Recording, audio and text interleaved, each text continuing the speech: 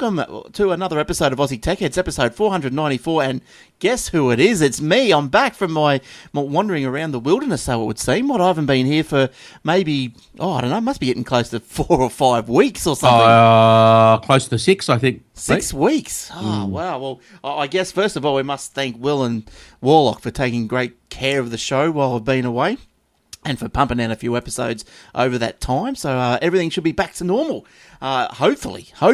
So look, before we start, and I know you heard Eric there, so I know you're all excited to hear from him. See what he's been up to over the break. I'm back, baby. You are back. Look, I just before we start, I just want to just say we are brought to you by athwebhosting.com.au. It's Aussie Tech Heads web hosting. If you need some web hosting for your business or your personal blog, go and have a look there. And I'll just run through the other items that are maybe of interest. Contact us at facebook.com/Aussie Tech Heads. Tune into the Aussie Tech Radio, just the TuneIn Radio app on various platforms, whatever you're on, Windows 10, iPhone, iOS or Android. You'll find that the TuneIn Radio app and search up Aussie Tech Radio, wall-to-wall 24/7 Aussie and New Zealand podcasts, youtube.com/Aussie Tech Heads, and a plethora of other places. Send us an email, Glenn or Eric at aussietechheads.com.au. And other podcasts to look out for is the Aussie Mac Zone. They've got their own Facebook group, so search up Aussie Mac Zone, join the group. If you can't find it, let me know, and I'll add you in. All right, there's plenty of other stuff there, but look, that's going to do us for the first week back. So, hey, Eric, how you been going? Very well, Glenn. And you? Yes, very good, thank you. Not too bad. Good. You've had a good break as well? I have had a good break, actually. Yeah. Funny thing is, work had slowed down a little bit. I thought, I can do some shows now. Yeah. And then you run off and try to be Malcolm Turnbull. Yes. And I tried my best for him. Good job, by the way. Thanks. And so I thought, that's too bad. Yeah. And now that we're back on, which is great, I'm starting to get busy again. That's normally the way it goes, isn't it? It always. The timing is always off. Normally the way. But yeah, so look, while I have been away, if you didn't catch Will or how did you go with Will and Warlock's unedited version? That was good. They should keep more of that. And that's why I asked you earlier, were you recording our pre-show banter? And you said no. I was quite disappointed. Right. Would have been a bit of fun. Chewing the fat. Bring it back, baby. Bring it back. Just a pre-show for the show. Maybe we could do a closed Facebook group for that. And keep.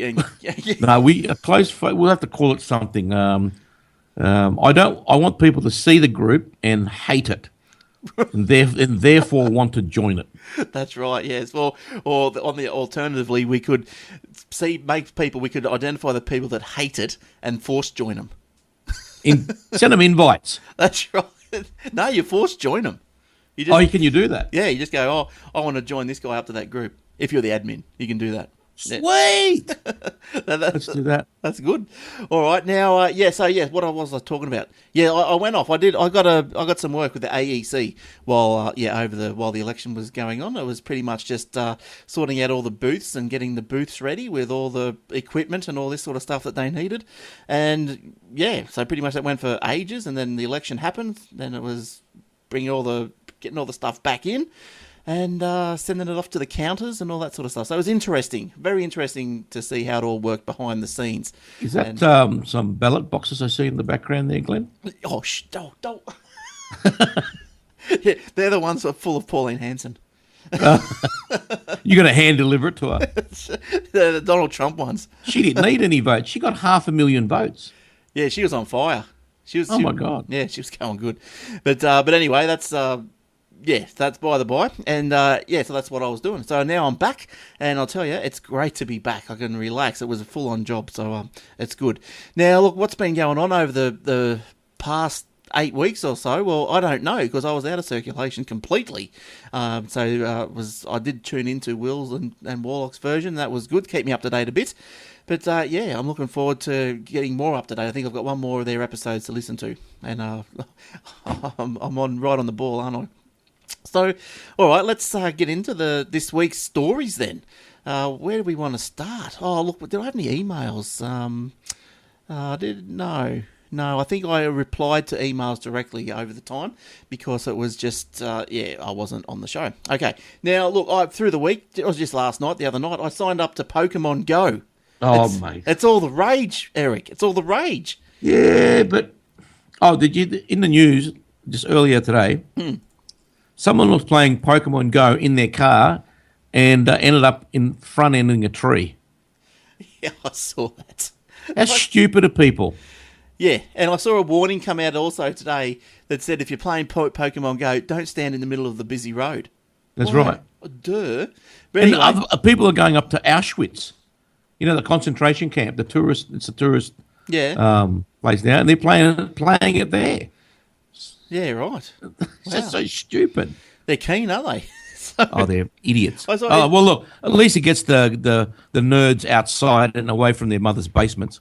yeah, and look, even in the US, I saw that people were playing it in some war memorial or something, and they're saying, "Oh, this is is not on. right." You know, that you shouldn't be playing inside the war memorial. You shouldn't be catching virtual Pokemons or whatever the term is. But yeah, look, I've only caught one. It was in the bedroom when I signed up, so I haven't seen. I haven't seen any more. But look, I've got to. I don't know. Does your phone buzz or something when you come across? I don't know. No idea. I've got to work it out. But look, and also I signed up to something else. I can't remember what it Cory was. Bernardi. Yeah, I signed up to him. He's new Conservative Party. That's the one. Now DroidJack.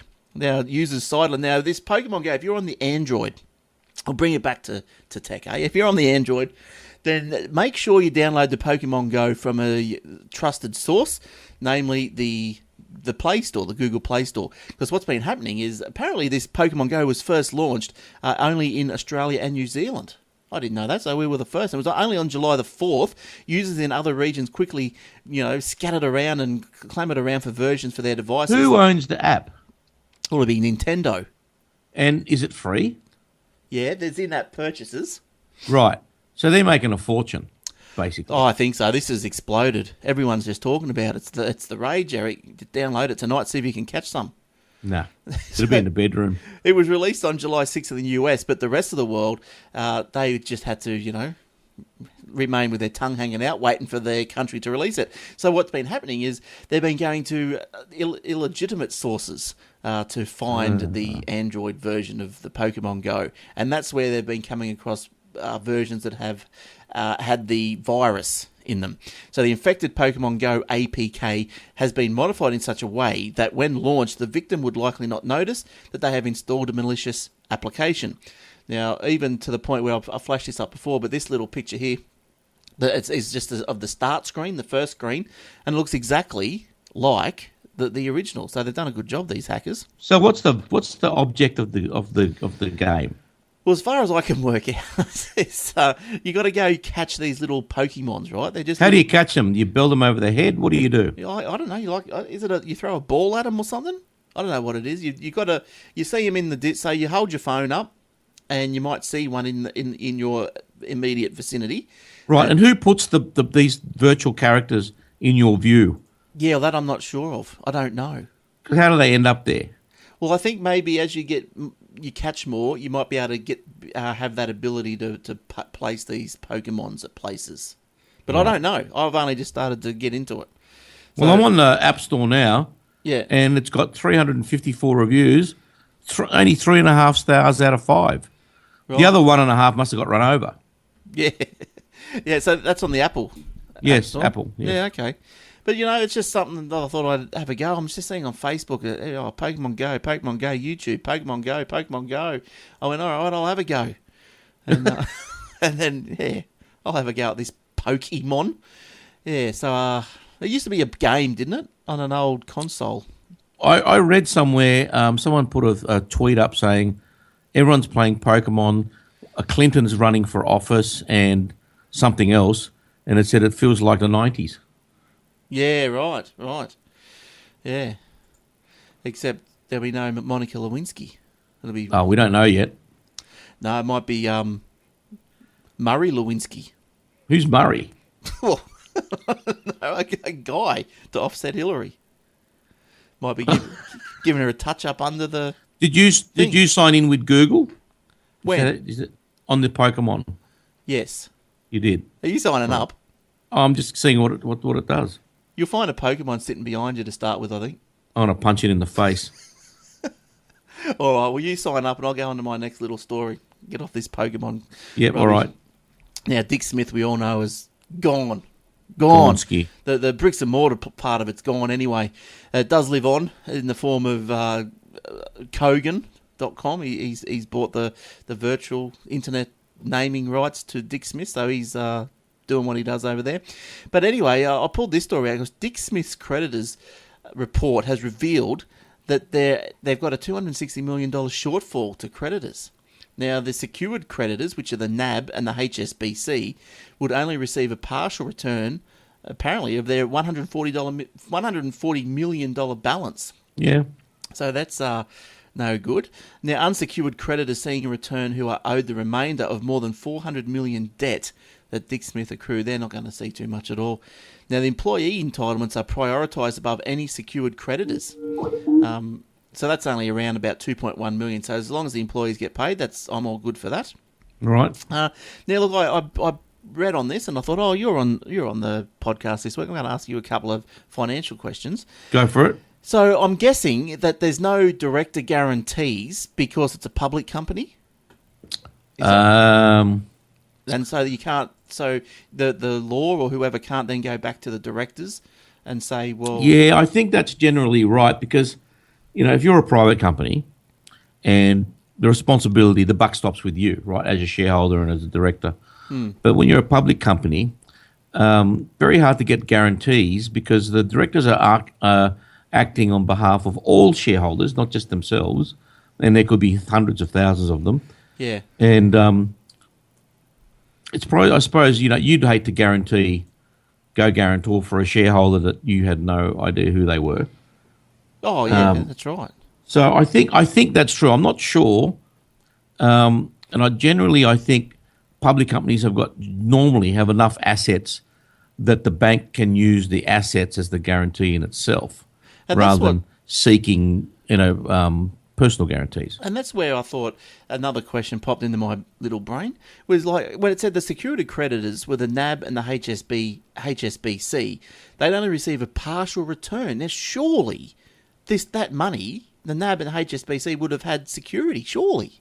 They wouldn't just... Yeah, it's like you can have you can have all the security you want, but if once they liquidate and there's not enough assets to pay you back, there's nothing you can do. Yeah, well, I see what you're saying. Yeah, I guess... Right, so for example, you go to the bank, right? They say, we'll lend you money for a house. We'll give you $400,000. You buy a house for $600,000. Everything's going fine. You lose your job. The housing market craps itself. Yeah. You only get $300,000 for your house. The bank's short $100,000. Well, that's where mortgage insurance comes in. Right? Funny thing is, mortgage insurance, the purchaser, the homeowner, buys the insurance, but it doesn't actually protect them. It protects the bank. That's so right. how work that out? Another scam. Never mind. Never mind. But in this situation, if the bank's lending a public company money, they generally have a floating charge over the business, which means they've got access or rights over all the property, not any specific property. But that's only worthwhile if the property or the assets or the intellectual property or whatever you want to call it, goodwill, is worth something. And in a liquidated basis, you always get less when you liquidate. Everything always goes for less because it's a bit of a fire sale. So their security, are you saying that a lot of security would have been the stock? And no, so just the internal assets of the business. It's they would have looked at their balance sheet and their sales. Oh, you got this much cash. You got storefronts, or real estate or whatever. And so we're going to take a charge over all of that. And if something goes wrong, we'll claw that back. Yeah. But sometimes the valuations are not accurate, or the market changes and the valuations are lower than what it was when you first signed up. Yeah. Interesting. I just thought I'd ask you that while you were there. But all right. So anyway, so Dick Smith, you want to find out more about him, well, they're still alive at dicksmithstill.com.au, I guess, but now owned by Kogan. All right. What's have you found interesting this week, Eric? Or I found something interesting, but I don't know if it's interesting or disturbing. Ooh. If this is to be believed, Apple, the company, to launch its own reality TV show. I know it sounds like a tabloid headline out of New Weekly or one of those magazines that I don't read. Well, do tell. I will read on. If you're a smartphone app developer and looking for a path to cheap fame, Apple has some good news for you. The tech giant is in the process of launching its very own reality TV show called Planet of the Apps. Good one. Oh, jeez. That's it. Cookie Monster must have come up with that one. A casting call for the show was put out this week, looking for developers over the age of 18 who are keen on making smartphone apps for the Apple environment. Earlier in the year, Apple announced it was planning on launching its first original TV series. God, they're running out of ideas, aren't they? Yeah. And the world now knows a little more about what it's going to look like. The show will be co-produced by a newly formed company owned by reality TV guru Ben Silverman, known for The Biggest Loser, and Mr. Howard T. Owen, who worked on MasterChef Junior, which was a rubbish show, by the way. The original program, blah, blah. Anyway, in a statement published by the tech blog 9to5Mac, the pair outlined their vision for the show. Planet of the Apps will give app creators the chance to break through and share their ideas with the world. It's it's going to be Planet of the Apps. It'll be like Shark Tank. Yeah, right. You have all these people there. Some guy comes up and goes, "Oh, look, I got something that can, turn your toaster on." and they'll all go, "I'm in," or "I'm out," or "You're an idiot, get out." So. Yeah. Oh, who knows what's going to be like? But it sounds Planet of the Apps. That's pretty corny. It's already cheesy. Yeah, that's corny. They're not surely that's the word. They're running out of ideas. I'm sorry. The Cookie Monster, 5 years is long enough. You just got to. I think you should just go at the pasture. I'm calling it. Well, we've been saying that for a little while. But how did we touch on this before? How can they get rid of him? Like a board meeting. This will be his undoing, because this show would not happen without his sign off. Right, he's the man, and as we all know, SH1T flows uphill.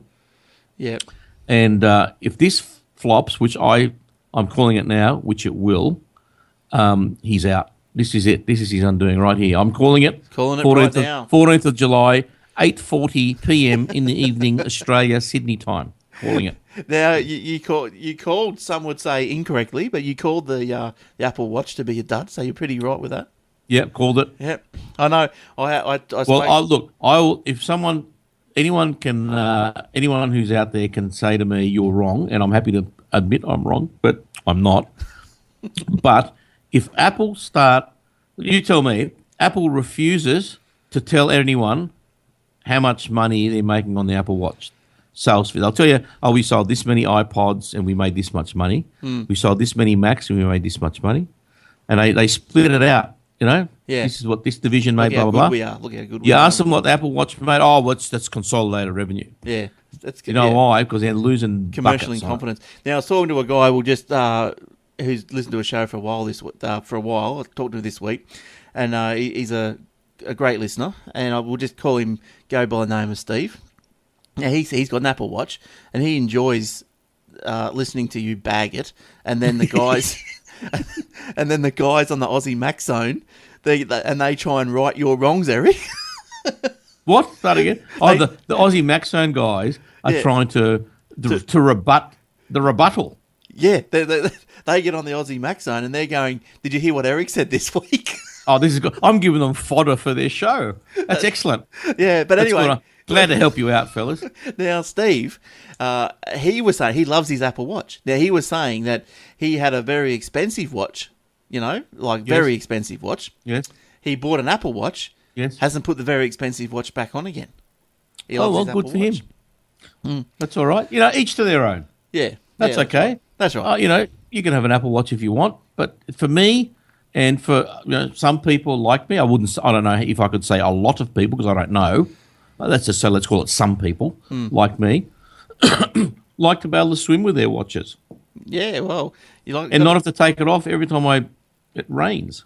Well, he was actually telling me that he was over at sea somewhere at a resort or something. He saw a lady swimming with it in a admittedly shallow pool. But yeah, apparently I read a little bit about it. You cannot go deeper than about 1 and a bit meters. Yeah, that's right. Before it explodes in your face. That's right. Now, he was talking to me about something else, but anyway, sorry, so I forgot what else we were talking about. Anyway, it doesn't matter. I'm glad they're rebutting me. That's good. That's good. Good, healthy, robust debate. That's You're right. still wrong, but it's good to have the debate. Yeah. All right. So, that's what I was going to tell you. Yeah, look, look, I'll only spend 2 minutes on this, no more, but I was just going to say, even with the iPhone, I'm a bit disappointed in my 6S. It's got a few problems. Like, I tried to update some apps today. It went from 35% straight to off. Really? There's Good. issues. And Actually, funny you say that. The iPhone 6 was okay. I don't have any problems with the 6. This is why I'm loath to upgrade it, because I've heard of the problems of the 6S. Right. Right, with the batteries and the unreliable readings on the battery and all this sort of stuff. Oh, so it is a problem. It's a problem. Yeah. Well, it's not a widespread problem, but it exists. Yeah. But it never existed with the 6. And so I'm due for an update in this next phone now, because I've had this 2 years now. Yeah. But I'm loath to update it because there's nothing wrong with this one. It's probably the best iPhone I've had is the iPhone 6. Well, I'm pretty half tempted next upgrade, which would be next year, to be to a Samsung or something. Try something else. Yeah, I'm serious. Oh, dear, the dark side. Well, that's how much I feel disillusioned. Yeah. I'll tell you what. I probably won't update this next round. Excuse me. But I'll probably update the following round, a 7S, right? Yeah. And I'll do that. And before you decide one way or another, I'll give you the review. All right. No worries. All right? Yep. And then you can think, I will go to the western suburbs and stick with my Android, or come up here in God's country and go with Apple. Now, you've still got Netflix. Do you do Netflix? Yes. Yep. Yeah. Do you do the others, the Stan, the Prestos? Or Well, I did Stan and Presto for a little while. Yep. The content's not too bad, but their streaming quality is rubbish compared to Netflix. I had no... Not as good. I got a Telstra TV over the time I've been away from the show, last week or 2 weeks ago, and I got free 3 months of Presto, so I signed up for it. I didn't mind. The quality, I thought, it's great. Like I don't know. Maybe it's different on your Telstra box. Maybe it comes through a bit crisper on the Telstra box. Maybe. Oh yeah, maybe. Well, it's a HDMI connection. But then but I can stream it from, say, the iPhone anyway through the Apple TV. Yeah, you can flick it across. Yeah.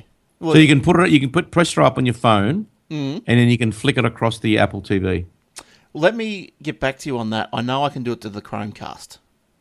Right. So if you can do it to the Chromecast, I'm sure you'll be able to send it to the Apple TV. Well, you never know. You know what Apple TV's like. They don't let you bloody do anything. Yeah, but sure. But anyway, but yeah, it's been pretty good. The little Telstra box, the Telstra TV, it's probably not as good as the T box because you can't do free to air with it. But yeah. But then well, that's weird, isn't it? Is there an aerial plug in the back of the Telstra box? No. But you can. There isn't. Oh, no, okay. but then again, like the Telstra TV does come with all the catch-up channels, you know. Okay, well, on Stan, I can put it to Apple TV. I've got the app here. Yes. Okay. So that's all right. But the Stan quality's not too bad. But the Apple TV, even the third generation, the one I've got, comes with an Apple TV app for Stan as well. Oh, right. Okay. So that's sweet. Does it come with a Presto app? It comes with a Netflix app. I know that. Yep. I don't. But I'm not sure what the new Apple TV comes with because I don't have one. Right. Well, my old one, mine's the first generation of the new Apple TV. You know, the flat puck. Yeah. That's the first gen. I had it for a while, probably 5 or 6 years now.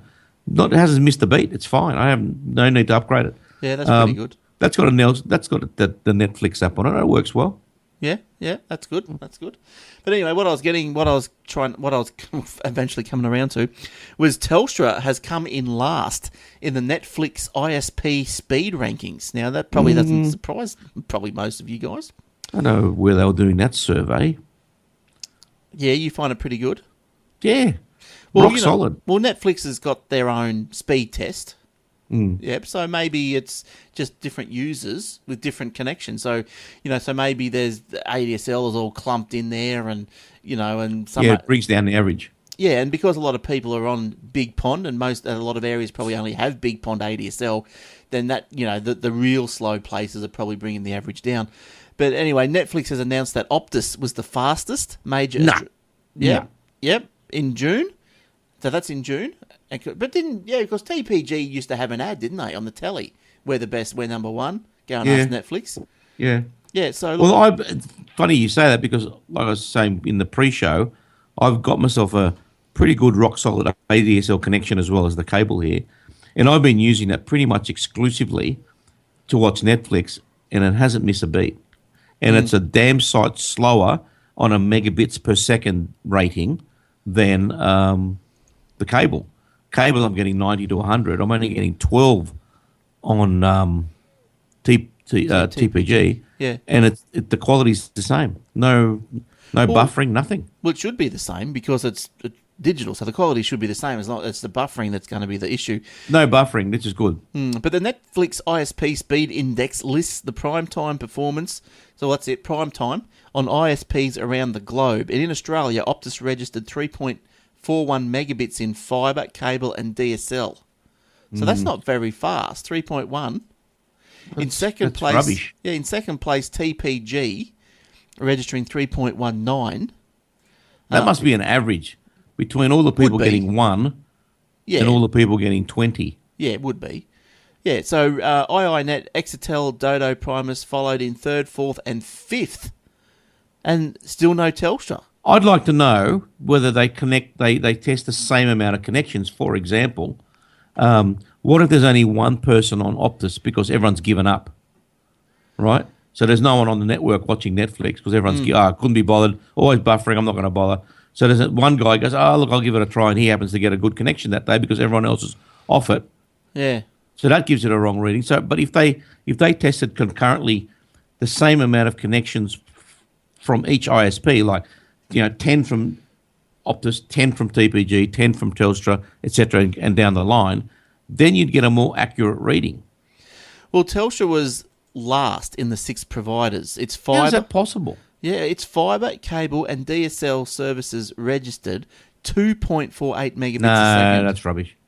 But it must be because this is what Netflix is registering. This is what their stats are receiving and putting out. I think that the speed index on Telstra will come down because I reckon there are many more people on the Telstra network trying to get onto Netflix. Possibly. So the network gets bogged, right? Yeah, possibly. And there are less people on the Optus network watching Netflix because they've all given up. Like Vodafone, for example, when they had all their problems with their mobile phones, right? Everyone deserted Vodafone, and then suddenly you're getting 5 and 6 bars on your 4G because you're the only one on it. Yeah. Well, that there could be something in that, but further on to that, Choice, the magazine that does all the reviews and all that, they've labelled Telstra pricing as the Telstra tax. Oh, it's more expensive. I'll give you that. For not providing the extra quality paid for by its customers, Telstra refuted the allegations, claiming it offers extras not included in the study that Choice did. But Choice counter-argued, that the Telstra tax was as high as 92%. And they're comparing a Telstra's $115 a month ADSL 2 Plus. Gee, that is expensive for ADSL 2, isn't it? How much? $115 a month. That's the same as a cable connection. Yeah, well, that's right. But that's crap. expensive for ADSL 2. Well, look, if you look at it like that, then they're right. To pay $115 for an ADSL that's getting questionable speed in some areas compared to what you and I get for the same money, yes, I don't think I'm paying a Telstra tax because I'm getting 100 plus down. Yes. So to me, $115 is worth it. Yeah. But for someone else who's getting the average of 5 down, no, not worth it. That's not worth it.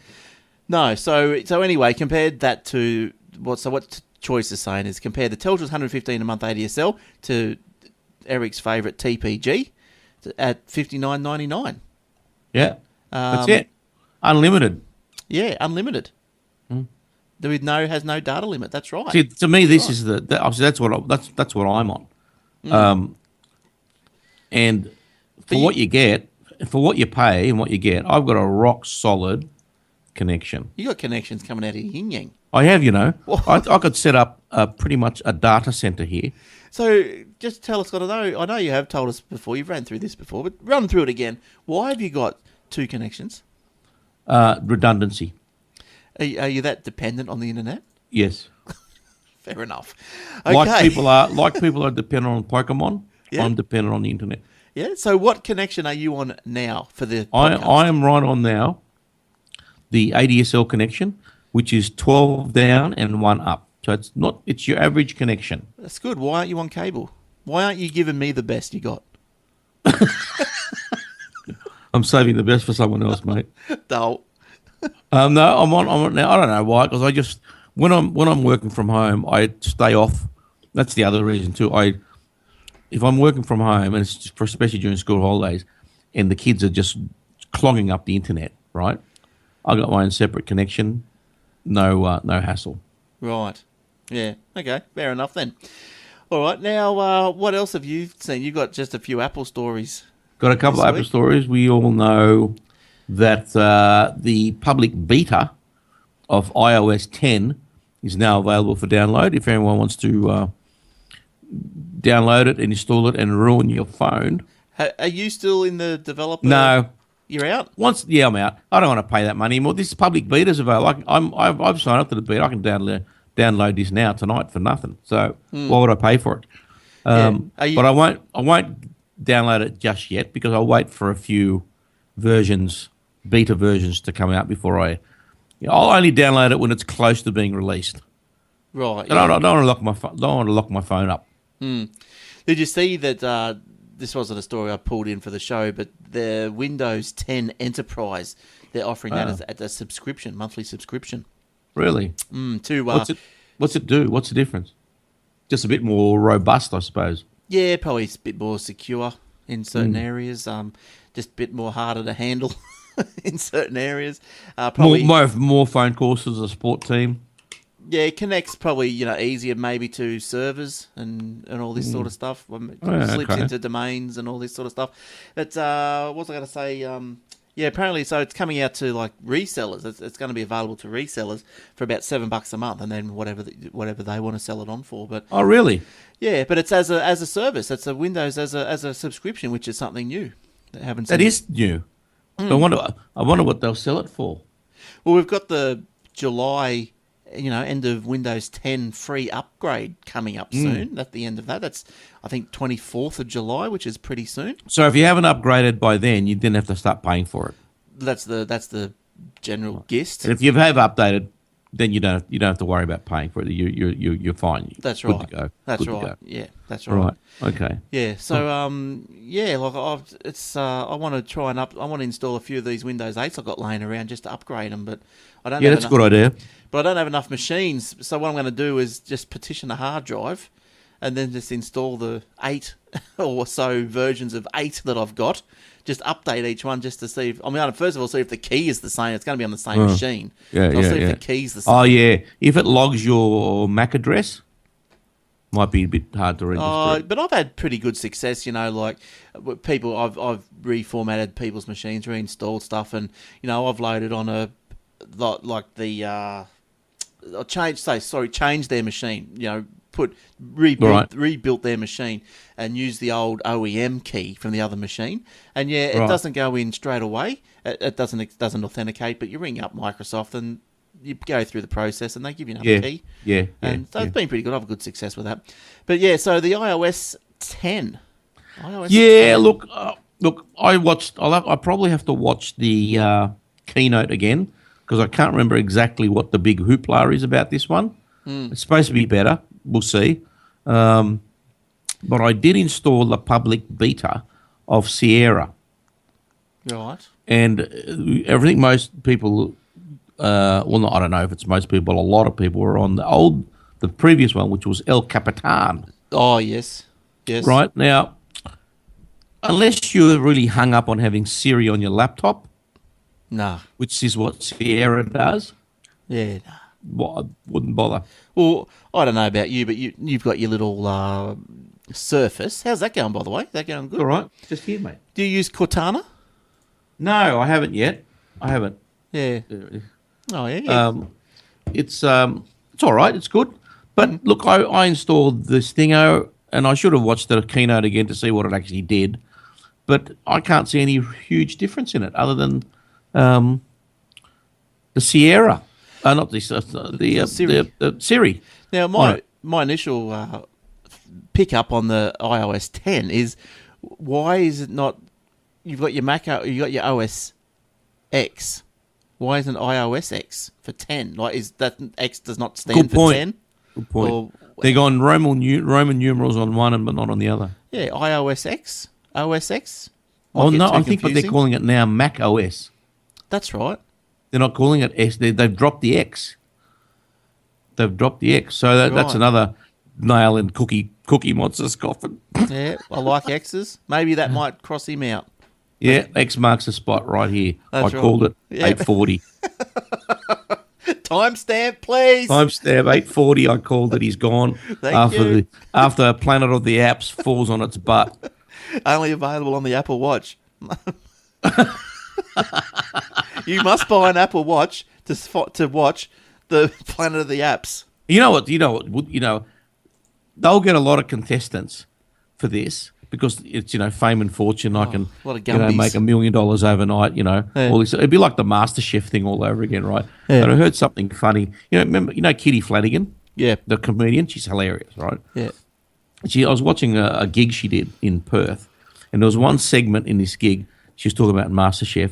She's taking the piss out of them. Oh, I always wanted to be a chef and all this sort of stuff. And she said, well, mate, why'd you wait till you're 30? You could have gone to TAFE when you were 18, and you'd be a chef now.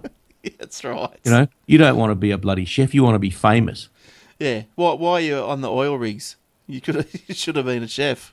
Yeah. There she is. I've always wanted to be a chef. Oh, really? Some people didn't know they enjoyed cooking until later in life. So I understand that bit, right? You think, I just discovered it and I enjoyed it, and I'm actually enjoying it more than what I've been trained to do, so I'm going to give it a go. Okay, I get that. I understand that.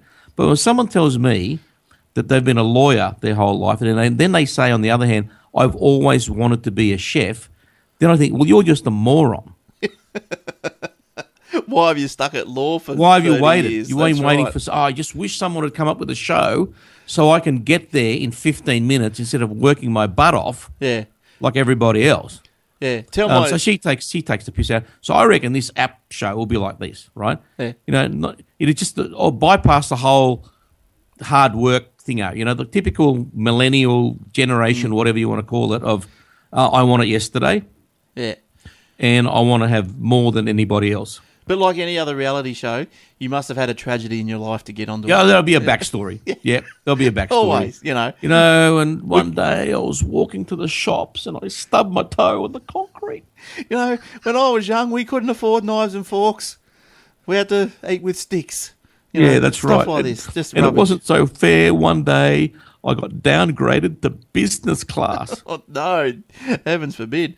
Now, talking about flying around in the sky, now you'll be pleased to know that software has now been uploaded to GitHub of the Apollo 11 source code. Oh, well, let's just run that through, shall we? Now, apparently it's not the first time that it has been uploaded to the internet, but it's the first time it's been uploaded to GitHub, which is where it's, a lot more people have access to it, or a lot more people find it and come across it, blah, blah, blah. So you can build your own rocket now, pretty much. Well, it'd be very old technology, but you could, now, if you engines on. Yeah, if you want to have a look and see sort of like how big this source code is if you were to print it out. I've got a photo. I don't know. Yeah, I saw that earlier. That's quite a large stack of paper. Yeah, now I know that's not going to help people on the audio, but I don't know, a young girl, she must be, you'd have to call her at least, 5 foot something tall? Something like that? Even if she's 4 foot, didn't matter, there's still a lot of source code. Yeah, there's about a 2 metre stack there, I reckon. Yeah, look, there's a coat or a hat stand behind her, so she's as tall as the hat stand. She might have heels. So I reckon it's nearly 2 metres tall, that stack. Yeah, and that's the source code. Now, it's they're uploaded by a Chris Gary, so he's an intern at NASA. Did he retype all of this and then uploaded it? Yeah, good point. Could you imagine? Yeah, he's just got it from photos. That's blah blah. Where was I? So anyway, you can go and have a look at it if you want to, and get involved. Interesting. Get involved. Build your own rocket. Yeah, that's right. But yeah, but apparently the code has got some crazy little things in it. Like the people who, when they code, they had a bit of fun with some of the remarks and stuff that they put in. Oh, they left Easter eggs, I think they call that. Yeah. So look, if you check the story out, there'd be more on that if you're interested in that. But yes, very interesting. Now, look, here's another one. Now, the phishing scam targets illegal Game of Thrones pirates. Now, are you a throner? No, I'm not. Are you? No, but I want to be. I want to be for the nudity. Oh, I don't even know there was nudity in it. Oh, there is. I'm telling you now. Is it full frontal? It can be. All right. What have we been doing then? Right, I'll see you later. Okay, that's it. Okay. Oh, internet slowed. What's happened? Eric's downloading. I'm downloading. I'm getting that virus. Now, so yeah, the phishing scam targets illegal Game of Thrones pirates. So what this is all about is an email message purporting detecting illegal download by the user and directs them to a website where they pay a penalty of a few $100s to avoid legal action. You got to admit it is pretty inventive by these guys. You know, they've tried this drive post. Look, I reckon unless I get a letter in the mail from a government agency, I'm not paying anyone any money. No, well, you don't pay anyone. Even if you did get a letter from a government agency. Just shred it, you reckon? Shred it, that's right. Now, anyway, so... Never got it. So unless you signed for it. If it was registered mail, then you say, not at this address, mate. Well, you sign with your foot, and then it's not you, is it? You still signed for it. Technically, you still signed for it. But it's with your foot. Yeah, it doesn't matter. Doesn't it? No. Nope. Okay. Well, we'll get someone else to sign for it. Take your pen out of your foot and just move on. Okay. Now, anyway, so normally, yeah, you would, like, some people go, oh, geez, yeah, I did download that show. Oh, damn, I've been busted. A few $100, that sounds good. I'll give it to them. But, yeah, it's a scam. So, in some instances, the message was forwarded by Cox Cable, supposedly issued by IP Echelon. Apparently, that's a firm that tracks unauthorised distribution. The scheme has been spreading beyond the US, with ISPs in the UK and Australia being exploited as well to send out phony copyright infringement notices. Now, Game of Thrones is the most often used... while Games of Thrones is the most often used, the baddies behind this campaign are also citing a number of other shows streaming on torrent sites. Oh, another graphic. There you go. So that's what's going on there. So you got to be careful with these emails, don't you? You know. Oh, you got to be careful. I got one that was fairly authentic the other day. It came from I can't remember where it was from, but I thought, hang on a minute, that looks pretty authentic. Yeah. Then I always look at the email address before I click anything. Yep. Because you know how I look at where it's from, and it was from the ending suffix was .ru. Oh yeah. Yeah. So yeah, rightio. Delete. Straight away. Always look at where it's come from. Yeah. Because that's what they forget. They don't even put commissioner at ato.gov.au to make it look legit. Yeah. They just send it from their Hotmail account. Wouldn't you think that?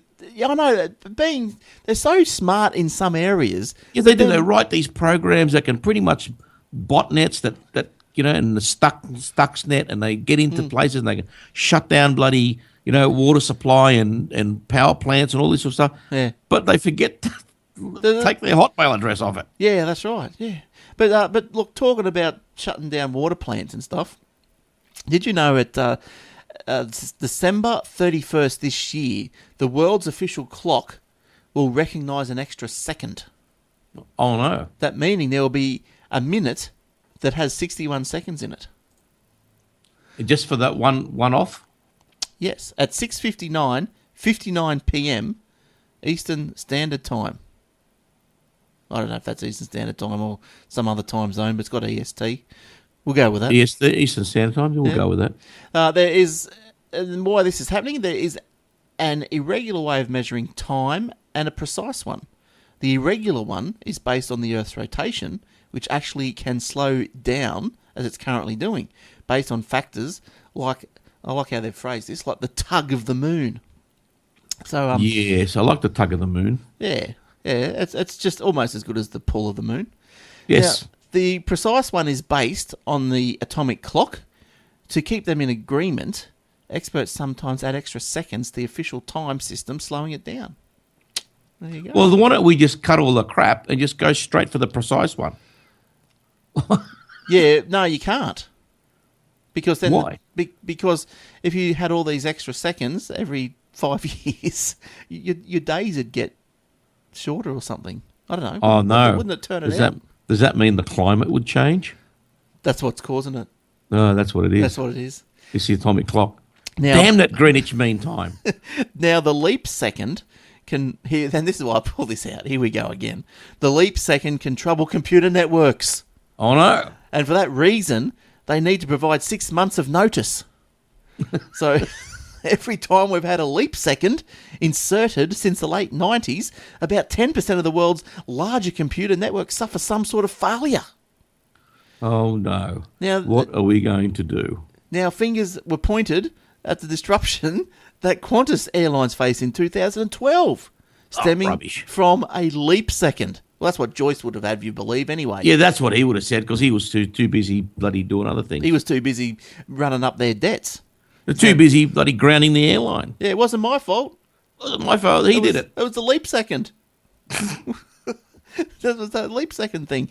Other websites like Reddit were also affected too. Well, that's a shame, isn't it? Oh, well, you know. Now, the last... sounds like another Y2K scam. Well, the last leap second that was added, which I don't think really affected anyone, was June 30, 2015, last year. Oh, well, that's what it was. That explains everything. It does. Explains everything now. I've always thought I'm running a bit ahead of time. So the leap second was added June 30. So what is that? Wouldn't you be spewing if you had like a whole heap of income happen on that last second of that day? Oh, I'd be happy for it to slip into 1st of July, mate, believe me. I wonder if something would, somewhere around the world, that last second put someone out by somehow. I wonder lost their house because it didn't settle. Yeah, something like that. But anyway, all right. So that was. I thought I'd bring that one up. Now, what else have I got here? Oh, I've got another Dick Smith story. Now, you remember Audi? They were selling 3D printers. Well, Dick Smith got one too, and not just got one. He's got the exact same one. Now, the device. So when you say Dick Smith, you mean Kogan? Kogan, yes. So Dick Smith online, because that's the only realm in which it exists now. Yes. So the device is white labelled a One-Hayo duplicator i3 V2.1. Now, this is the same, as I said, the same printer in Audi that sold in February for the same price, $499. The time the printer was called Cocoon Create and was supplied, that would make me not buy it to start with, and was supplied by Australian consumer hardware WinPlus. Never heard from him again. Never heard from him then, and never heard from him now. So what's the material it uses to print? It'd be plastic, wouldn't it? The device supports PLA, ABS, PVA, HIPS, and PLA filaments. Right. And that means nothing to me. No, plastic. Dick Smith will bundle in 4 free filaments with each printer purchase. Now, remember, I think we picked up a YouTube video earlier on this year about 3D printer, and they're feeding chocolate through it. And they were printing chocolate things. Now, the renamed Balco 3D printer measures approximately 400 by 400 by 400 millimeters, can receive data direct from USB or micro SD card. You want to have now tell me, Glenn, would you buy one? And would you have a need for one? Well, I don't have a need for one. Look, I sat here thinking about that today, and around Christmas time, you could just print your gifts. I could. But wouldn't it be good? No, dolls. Get a doll. Yeah, your daughter wants a doll. Yeah, print that out. Doll. Merry Christmas. Bugger off. Oh, it's only got one eye. Software glitch. Oh, too bad. Yeah, software update. Yeah. Look, it'd be something good to play with, but it's $500. Yes, play with, yes. I think a lot of architects would probably want one. Yeah. But $500? Would you spend $500 to have a bit of a play? No, not for something I don't need. No. Yeah, so I know you can make little figurines and so forth. You'd have to... what else could you make? Like, until things started happening, things like... If I could print a computer screen, and while it was printing, it was actually putting it together with everything else that a computer screen needs, I'd buy one. It prints the motherboard there, all the chips. Oh, there's the silicon. There's the RAM. Bang, it's printing the RAM now. Bang, bang, bang, bang. But I won't do that. No. But like, I suppose if you could have things like, I don't know, you've got a broken something in your house, and you could just go to the net, download the diagram, the blueprint. Yep. You could do that if you needed to just say make a doorknob that you can't find anywhere, for example, but be made out of plastic, or something that's on a curtain rod that you can't buy somewhere. Yeah, things like that. Until like that sort of starts integrating itself more into society. I don't know if I'd buy one. It'd be good to play with. But, look, if I could rent one for a month or a week, I'd probably do it. Now, also this guy in England, James Newman, he started work on his mega processor. Now, this thing, you won't believe. Oh, let me have a look at this. I think I saw this briefly. It's 10 metres wide and 2 metres high. Now, he started in 2012. Now, what he's doing with it, you may ask, why is he building this big, huge, humongous machine in his house? Well, and what does it do? Well, I'll tell you what it does. It plays Tetris. And is that it? And a pretty hard game of Tetris, I hear. I'd have to be for that amount of effort. But it does the job of a chip-sized microprocessor. So he said he spent about $53,000 creating it. It contains 40... Look, I've got a picture of his room here for those on the video. Now, there's this... you can work that out yourself. Or go to the link in the show notes, and you'll be able to go. There's a video and all that sort of stuff there at that site. So it contains 40,000 transistors, 10,000 LED lights, weighs about half a ton, and so far he's only used it to play Tetris. Now But what else can it do? Well, not too much. So he then said, why spend the money? Yeah, I'll get to that because he's a boffin, you know. That's one word. That's what boffins do. It's one word of describing him. He goes, the machine on your desk may be 1,000,000 times better than what I've built, but mine is much prettier. Mine has 10,000 times more LEDs, and like it would be big deal. It'd be a nice heater for him as well in the winter. I think he might shut that down when he gets his first electricity bill. He hopes the mega processor will be used as an educational tool and is planning a series of open days this summer.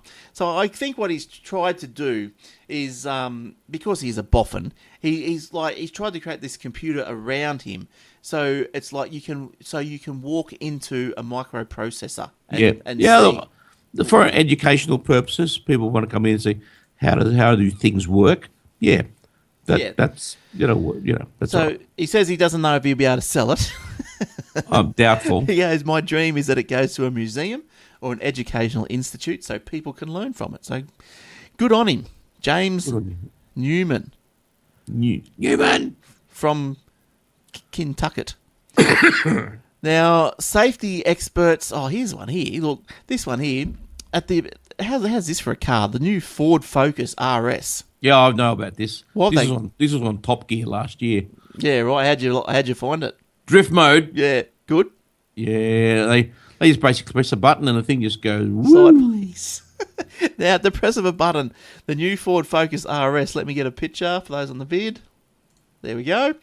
At the press of a button, the new Ford Focus RS drivers can perform a perfect drift, or what a drift, as Eric just said, is a sideways four-wheel skid. Around the corner.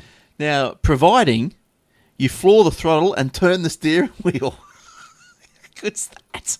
Ford disabled the burnout mode on the Mustang in Australia, but has left the latest Hoon mode active in the new Ford Focus RS.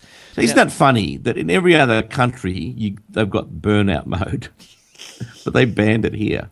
Yeah, he goes, when asked why the burnout mode was disabled on the Mustang, but drift mode was active on the Focus, a Ford Australia spokeswoman said, "We do not offer line lock because burnouts are illegal in Australia."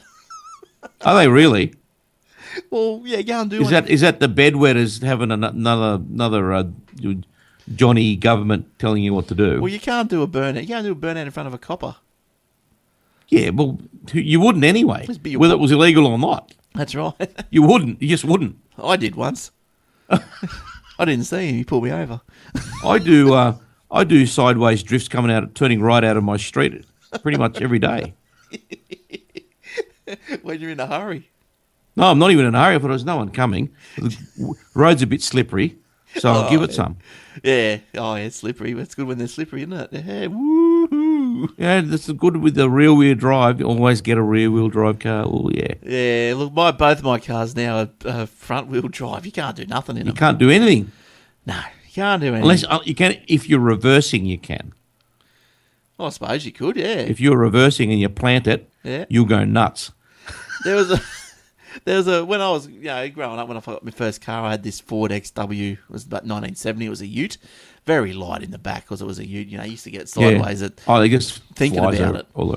Yeah, and my cousin had a XW sedan. We both had the black lines down the side on the bonnet, red. Looking good.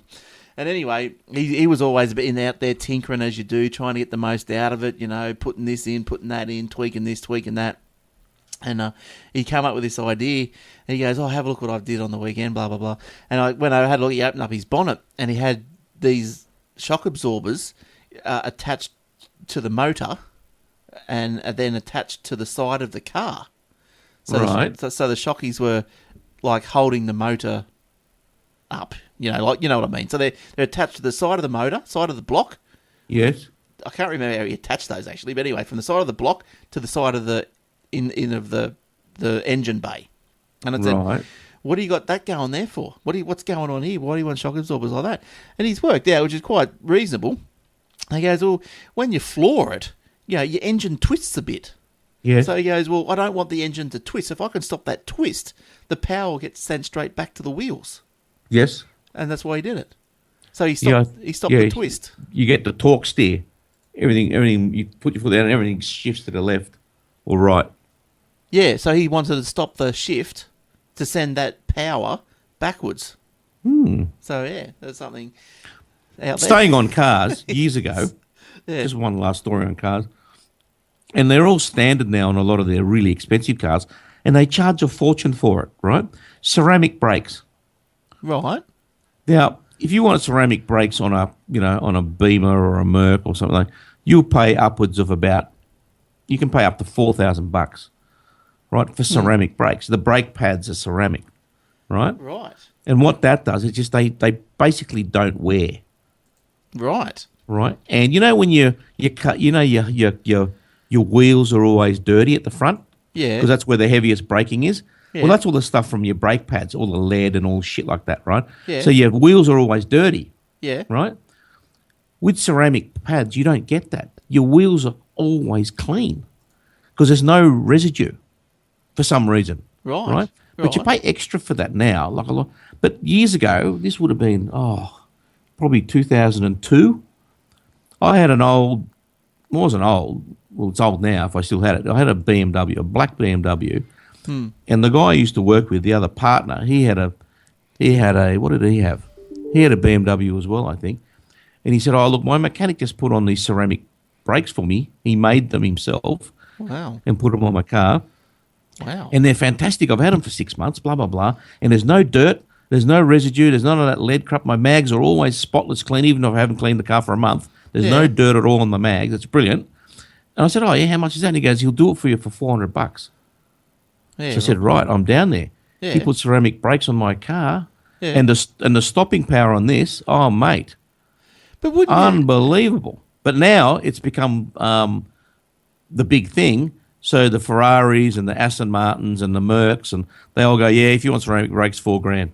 Oh, really? Yeah. Wow. But I mean, surely there'd be some sort of wear. No, but it's not. I don't know how it works. Yeah. Seriously, but the ceramic brakes, apparently the stopping power is you'll stop apparently on these current ones about in half the distance you'd stop with normal brake pads. The G-forces from stopping are immense because you just bang and it just grips and it just... Yeah, right. And there's no residue. I had them on my car pretty much for 2 or 3 years and didn't miss a beat. I didn't need to replace pads. My stopping power was the same, consistent all the way through. Didn't have to replace, and my wheels were spotless. But don't they make the normal pads that you get? Aren't they made out of asbestos? Some of them are, yeah. Because I always wondered about that when you go, into the train stations down in Sydney and you smell the brakes. Yeah, I wonder if that's all the asbestos, yeah. Yeah, I wonder if that's asbestos For the train. sucking in there in the tunnels. That'd be Probably. nice. Breathe that in. Yeah. But yeah, so Suckers. look, now I reckon in years to come, for safety reasons, ceramic brakes will be standard and they'll be a lot cheaper. I can't understand why that wouldn't make one hell of a noise. I don't know how it works. It doesn't make any noise. It didn't make any noise at all, and there was no noise, or it was just very, very smooth. It was unbelievably good. Yeah. I don't look. It's obviously there's some sort of spongy something there. Otherwise, if it was just ceramic on metal, it'd be the thing would just crack. Yeah. But they've done it. They've done it somehow that I don't know how they manufactured it. Maybe it's a particular type of ceramic blended with something else. I don't know. But I tell you what, if you hate dirty tires, ceramic brakes are for you. I don't like dirty tyres. I hate them. No, I don't like them. Matches my car though, so it doesn't I matter. hate them. You get your car cleaned, and you think you drive around, you think, oh, this looks nice. 2 days later, you got all that crap on your front wheels. No, Hate it. Ceramic brakes, that's what you need. I need ceramic brakes. I you want do. to cost that right now. You do. All right. Well, I think we're both out of stories. Yes, we are. All right, good stuff. Well, that's right on time too. So aren't we good little ceramic brake lovers? That's right. Yeah, so look, you can. I've said all the where you can find us at the top of the show. So you can also follow us at Aussie Tech Heads on the Twitter, at Aussie Tech News if you want some news stories popped into your little Twitter feed every now and then, coming direct from wherever, somewhere. That just comes through. If you want to drop us a line on Twitter, just use the hashtag hash Aussie Tech Heads. Might fire up Twitter every now and then and see if anyone's talking to me. And also, yeah, don't forget the Aussie Mac Zone, Obsidian Loft, Old Fart Geeks, and yeah, Aussie Tech Security. Now that I'm back, I'll have to ring Roger and see what he's up to and see if we can kick the Aussie Tech Security back off. But yeah, all right. That's right. It's been a while. I'll tell you what, though, I've used his advice with antivirus, and I've installed this Fortis client or whatever it's called, Fortis. And Right. if you Google Fortis virus, you'll find it. And yeah, it's pretty. It's low resource, pretty good. Yeah, I like Free? it. Free. Yeah. Yeah, it's you have a look at it. Let me just check that. I think it's Fortis. Fortis antivirus, or just put virus, you'll get it. Yeah, it's anti-rootkit and anti-malware all tied up into one. That's what he recommends. That's what he uses. So, you want to use something that a security expert uses. Let me show you that. There you go, 40 client. There you go. And for the Mac 40 client as well. Okay, I want to have a look at that. So, yeah, do yourself a favour, as someone famous used to say. All right, lovely jubbly. All right, thanks, Eric, for coming in, and welcome back. You're welcome. Good to talk to you again. We covered tonight's all the stories pretty good. We didn't mention the Brexit, but No, we did not. I just mentioned it then. Do I get Go away to with the it? levers. Yeah, that was a bit of a surprise, wasn't it? Not- Sort of. It was For the line ball for a long pundits. time. Yeah, well, I'm happy they left. They should get their sovereignty back. That's right. they're English. No other country in Europe should be able to tell them which immigrants you can let in and which you can't. I think Simple as that. I think that's pretty much what it came down to. Yes, I it think is. There was Well, imagine that. Imagine if you're at home, right, and you got your friends, and you like certain people, you invite them over all the time, and there are other people you don't like so much, you don't want to invite them all. Can you imagine if the people you don't like just turned up whenever they felt like it? yeah, Right. yeah, Well, yeah. that's what they were doing in England. Yeah, Brussels, that's- in there, it was saying, "Oh, you're taking 100,000 of these people. You got no choice in the matter. They got no jobs. They got no skill. They're going to be on your welfare. See you later. Good luck with that. yeah. No, not going to happen." And interestingly enough, I think was it a stat that a lot of young people voted for the exit, whereas they thought that wouldn't have been the case. Like they thought it was more the older Yeah. conservative people. But yeah, look, I was talking to a couple of English guys just the other day. I read into them, and they said they Yeah. both voted for the Brexit. And I said why, and it was exactly what you just said. It was because they were sick of getting dictated to by Brussels, not just for immigration, but by other things Oh, lots as well. of things. That's right. They can't Yeah. even set their own. A lot of their laws, they can't set their own laws. Well, they said they make say 10 sets of laws, and 9 of them get overturned, and they can't do it. But that's good all around. But anyway, that's good. All right, cool. We're out of here. Thanks, Eric, once again. See you later. See you, everyone. Thanks, everyone, for downloading and listening, and thanks for all the emails over the time I've been off, and Facebook posts and however else you've got in contact with us. And we look forward to another show next week. All right. Hey, see you then. Bye-bye.